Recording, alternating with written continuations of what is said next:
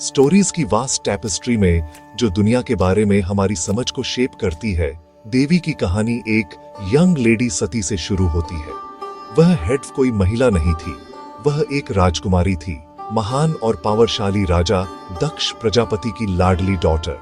दक्ष एक ताकतवर राजा था, ब्रह्मा के बेटों में से एक, जो खुद क्रिएटर थे। वह इमेंस रिस्पेक्ट और पावर कमांड करते थे और उनका किंगडम ऑनर और प्रॉस्पेरिटी की जगह थी। सती लग्जरी और स्ट्रिक्ट रूल्स के पालन से घिरी हुई मोमेंटी बढ़ी, एक ऐसी दुनिया जहां हर एक्शन ट्रेडिशन और सोशल स्टैंडिंग से गवर्न होता था। वह अपने पिता की आइयों का तारा थी, लाडली और प्रोटेक्टेड, एक ऐसी लाइफ के लिए डेस्टिन्ड जो उनके फैमिली के प्रतिष्ठित नाम और लेगेसी को बनाए रखेगी। जैसे जैसे सती वुमनहुड में ब्लूम हुई, उसका दिल और आत्मा उन राजकुमारों और किंगों की ओर नहीं खींचे जिन्हें उसके पिता चुन सकते थे, बल्कि किसी बिल्कुल अलग एक्सप्रेसिटी की ओर। उसने भगवान शिवा की कहानियां हेरी, वह एसेटिक जो माउंट कैलाश के डेजोलेट बर्फ से ढके पहाड़ों में ऊंचाई पर रहते थे। शिवा हर उस चीज के विपरीत थे जिसे उसके पिता रिप्रेजेंट करते थे। जहां दक्ष ऑर्डर, वेल्थ और सोसाइटल नॉर्म्स को वैल्यू देते थे, वहीं शिवा केओस, डिटैचमेंट और नेचर की वाइल्ड अनटेम्ड स्पिरिट को एम्बॉडी करते थे। वह एनिमल स्किन्स पहनते थे, अपने शरीर पर राख लगाते थे और भूत प्रेतों के साथ रहते थे। फिर भी सती के लिए वह अल्टीमेट ट्रूथ का एम्बॉडीमेंट थे, वह सुप्रीम कॉन्शियसनेस जिससे वह यूनाइट होना चाहती थी। उसकी डिवोशन एब्सोल्यूट और अनवेवरिंग थी। ये गहरा इंटरनल कॉलिंग सती को इंटेंस तपस्या करने की ओर ले गया, या पेनेंस, ताकि वह भगवान शिवा को अपने हस्बैंड के फॉर्म में जीत सके। उसका रिजॉल्व इतना मजबूत था कि उसने कॉस्मोस के बहुत फैब्रिक को हिला दिया। आखिरकार महान एसेटिक भगवान शिवा उसकी डिवोशन से खुश हुए और उसके सामने प्रकट हुए। उन्होंने उसके प्यार की प्योरिटी और उसकी स्पिरिट की स्ट्रेंथ देखी। उन्होंने उसकी इच्छा मान ली और उनकी शादी एक ऐसी सेरेमनी में हुई जिसने गृहस्थ के डोमेस्टिक वर्ल्ड को हर्मिट के वाइल्ड अनटेम्ड वर्ल्ड से यूनाइट किया। सती ने अपने पिता का महल छोड़ दिया और शिवा के साथ ठंडे स्टार्कली सुंदर माउंट कैलाश पर रहने चली गई। मटेरियल कंफर्ट के ऊपर स्पिरिचुअल रिचनेस की लाइफ चुनी। सती और शिवा का मिलन एक परफेक्ट था, प्यार और म्यूचुअल रेस्पेक्ट से भरा हुआ। कैलाश पर सती ने शिवा की आयों से दुनिया को देखना सीखा, क्रिएशन और डिस्ट्रक्शन के साइकिल्स को समझना, और वह गहरा पीस जो वर्ल्डली अटैचमेंट से परे है। वह अब हेड एक राजकुमारी नहीं थी, वह एक योगिनी थी, शिवा के कॉस्मिक डांस में एक पार्टनर। हालांकि मटेरियल वर्ल्ड में उसके पिता राजा दक्ष बिल्कुल खुश नहीं थे।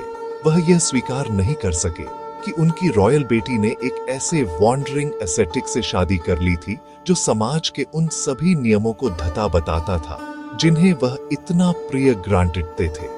इस डिसअप्रूवल ने एक कॉन्फ्लिक्ट का बीज बोया जो एक महान ट्रेजेडी में बदलने वाला था। प्यार, बलिदान और पुनर्जन्म की स्टोरी। राजा दक्ष का दिल कड़वाहट और वुंडेड प्राइड से भरा हुआ था। वह शिवा को सुप्रीम लॉर्ड के फॉर्म में नहीं देखते थे, बल्कि एक डिसरिस्पेक्टफुल और अनसिविलाइज्ड आउटसाइडर के फॉर्म में देखते थे जो उनकी बेटी के लायक नहीं था। उनकी नजरों में शिवा की सिंपल लाइफस्टाइल गरीबी का संकेत थी, उनका डिटैचमेंट सामाजिक रीति रिवाजों का अपमान था, और उनके फियर डावने फॉलोअर्स शाही परिवार के लिए एक डिस्ग्रेस थे।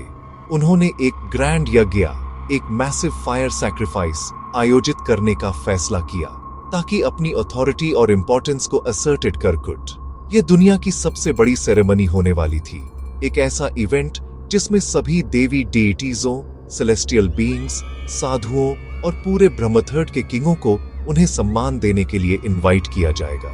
जैसे ही इनविटेशन पूरे स्वर्ग और पृथ्वी पर भेजे गए, एक नाम लिस्ट से कंस्पिक्यूअसली और इंटेंशनली छोड़ दिया गया। राजा दक्ष ने अपनी बेटी सती या उनके पति भगवान शिवा को इनवाइट न करके एक पॉइंटेड स्टेटमेंट दिया। यह शिवा को पब्लिकली शन करने का उनका तरीका था, पूरी दुनिया को यह दिखाने का कि वह उनकी शादी को रिकॉग्नाइज नहीं करते थे या शिवा को कोई सम्मान नहीं देते थे।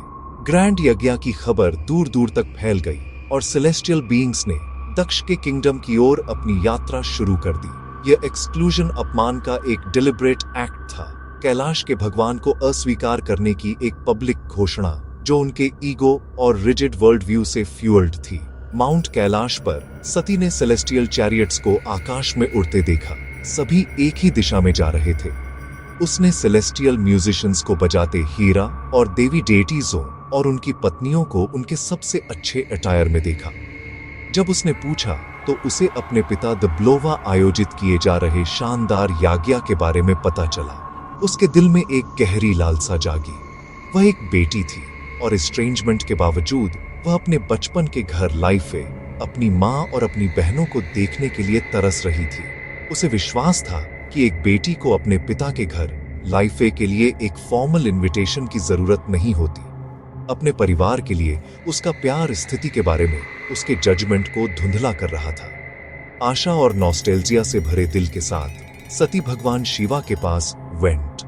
उसने उन्हें यज्ञ के बारे में बताया और उसमें शामिल होने की अपनी तीव्र इच्छा व्यक्त की।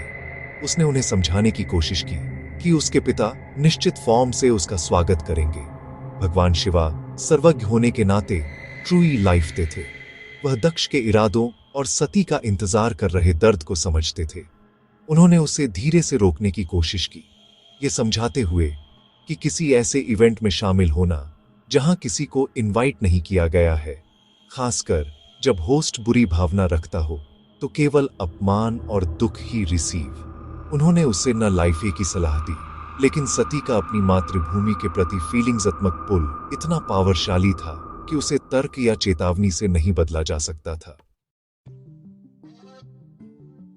अपने प्यार और एक बेटी की उम्मीद से प्रेरित होकर सती ने अकेले यज्ञ में लाइफे का फैसला किया। उसे यकीन था कि उसकी उपस्थिति उसके पिता के दिल को पिघला देगी। जब वह भव्य समारोह में पहुंची तो नजारा इमेंस स्प्लेंडर का था, लेकिन उसके लिए यह ठंडा और अनवेलकमिंग था। उसकी अपनी माँ और बहनों ने उसे स्नेह से ग्रीट किया। उनकी बाहें एक गर्म गले लगाने के लिए खुली थीं। हालांकि माहौल अनकहे टेंशन से भरा हुआ था। सती की आंखें उसके पिता राजा को ढूंढ रही थीं। उसने उसे यज्ञ की अध्यक्षता करते देखा। उसका चेहरा कठोर और अनफॉरगिविंग था। उसने उसे आते देखा, लेकिन उसने लाइफ बूझकर उसकी उपस्थिति को अनदेखा किया। ऐसे मुड़ गया जैसे वह कोई अजनबी हो, उसकी अपनी बच्ची नहीं। उसके पिता दब्लोवा सार्वेटिक उपेक्षा एक तीखा वार था, लेकिन जो उसके बाद हुआ वह और भी डेवस्टेटिंग था। जैसे ही सती वहां खड़ी थी, हजारों आयों का वजन महसूस कर रही थी, राजा दक्ष ने बोलना शुरू किया।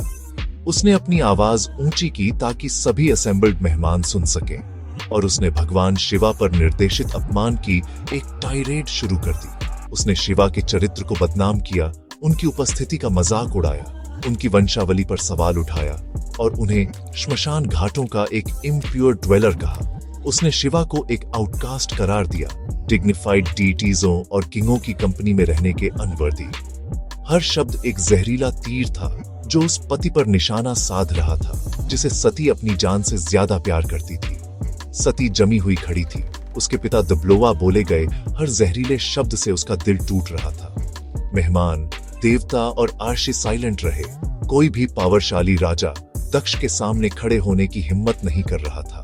यह अपमान हेड शिवा का नहीं था, ये उसके और उसकी पसंद का एक गहरा अपमान था, उस गहरे प्यार और डिवोशन का जो उसके एग्जिस्टेंस को परिभाषित करता था।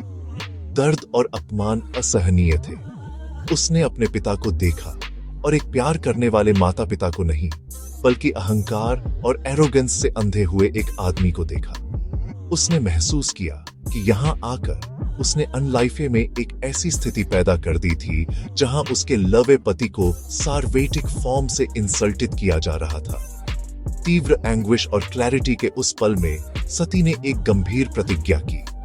उसने साइलेंट असेंबली को संबोधित किया। उसकी आवाज दुख और राइचस एंगर से ट्रेम्बलिंग रही थी। उसने दुख व्यक्त किया कि वह ऐसे आदमी के शरीर से पैदा हुई थी जो सुप्रीम लॉर्ड शिवा के लिए इतनी नफरत रखता था। वह अब उससे जुड़ी नहीं रह सकती थी या उसकी बेटी नहीं कहला सकती थी। उसने घोषणा की कि वह इस शरीर का त्याग कर देगी जो उससे एक उपहार था, और उसे अपनी यौगिक शक्ति की आग में इमोलेट कर देगी। उसने अपनी आंखें बंद कर ली एक गहरी मेडिटेटिव स्टेट में प्रवेश किया और भीतर से एक मिस्टिकल आग इन्वोक्ड। दिव्य लपटों में घिरी उसने अपना मॉर्टल फॉर्म छोड़ दिया, दुनिया को सदमे में छोड़ दिया। सती के आत्मदाह की खबर माउंट कैलाश पर भगवान शिवा तक पहुंची और उनकी शांत ध्यान एक अकल्पनीय दुख और क्रोध के तूफान से टूट गया। ब्रह्मथर्ड ट्रेम्बलिंग उठा जब उन्होंने अपनी तीसरी आंख ओपन।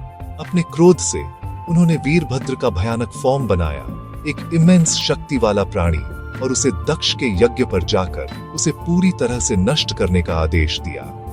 वीरभद्र और गण शिवा के भयंकर सेवक अदम्य शक्ति के साथ समारोह पर टूट पड़े, केओस पैदा किया, उनके रास्ते में खड़े डीटीजों को हरा दिया और राजा दक्ष का सिर काट दिया। शिवा का दुख कॉस्मिक था, एक ऐसा दुख जो ब्रह्मथर्ड को ही नष्ट करने की धमकी दे रहा था। वह घटना स्थल पर पहुंचे, सती के लाइफलेस शरीर को उठाया और तंदावा विनाश का नृत्य शुरू किया। भूमि पर बेतरतीब ढंग से घूमते रहे। अन्य देवता भगवान विष्णु के लीडरशिप में डर गए कि शिवा का कभी न खत्म होने वाला दुख सभी सृष्टि को नष्ट कर देगा। शिवा को उनके दुख से बाहर निकालने और कॉस्मिक संतुलन बहाल करने के लिए भगवान विष्णु ने अपने सुदर्शन चक्र का उपयोग करके सती के शरीर को विखंडित कर दिया। उनके शरीर के विभिन्न अंग भारतीय सबकॉन्टिनेंट के विभिन्न प्लेसों पर गिरे और इनमें से प्रत्येक स्थान दिव्य स्त्री ऊर्जा का एक पवित्र स्थल बन गया, जिसे शक्तिपीठ के फॉर्म में लाइफ आ जाता है। इस कार्य ने अंततः शिवा को शांत किया, जिससे वे हिमालय में अपने गहरे ध्यान में लौट सके। लेकिन दुनिया अब अपने भौतिक फॉर्म में दिव्य देवी की उपस्थिति के बिना थी। हालांकि दिव्य लीला अभी खत्म नहीं हुई थी। सती की आत्मा शाश्वत थी। उन्होंने रिटर्न्ड ने और शिवा की पत्नी बनने का वादा किया था, एक ऐसे जीवन में जहां उनके पिता कोई ऐसे एक्सप्रेस्टी होंगे जो वास्तव में उनका सम्मान कर कुड। अपने अगले जन्म में वह हिमवत की बेटी के फॉर्म में पैदा हुई, हिमालय के राजा और उनकी पत्नी मेनावती। क्योंकि वह माउंटेन राज की पुत्री थी, उन्हें पार्वती नाम दिया गया, जिसका अर्थ है पर्वत की। उन्हें शैलपुत्री के नाम से भी लाइफा जाता है, जिसका शाब्दिक अर्थ है पर्वत की बेटी। यह नाम पृथ्वी से उनके गहरे संबंध, उनकी दृढ़ता और उनके अटूट नेचर को दर्शाता है, ठीक वैसे ही जैसे वे पहाड़ों से पैदा हुई थी। शैलपुत्री के फॉर्म में वह एक बार फिर भगवान शिवा के प्रति एकनिष्ठ भक्ति के साथ बड़ी हुई। उन्हें वापस जीतने की उनकी यात्रा तपस्या और अटूट प्रेम की एक और महाकाव्य कहानी थी। नवरात्रि की 9 रातों के दौरान मनाई लाइफे वाली देवी के पहले फॉर्म के फॉर्म में मां शैलपुत्री इस दिव्य यात्रा की शुरुआत का रिप्रेजेंट्स करती है। वह एक बैल नंदी पर सवार होती है और एक हाथ में त्रिशूल और दूसरे में कमल धारण करती है। उनकी कहानी भक्ति की शाश्वत प्रकृति, पुनर्जन्म की शक्ति और इस विचार का एक पावरशाली अनुस्मारक है कि सच्चा प्यार यहाँ तक कि सबसे बड़ी त्रासदियों का सामना करने पर भी हमेशा अपना रास्ता वापस खोज लेगा। ये घर रिटर्न्ड ने की कहानी है, किसी पिता के घर नहीं, बल्कि अपने सच्चे स्वयं के पास।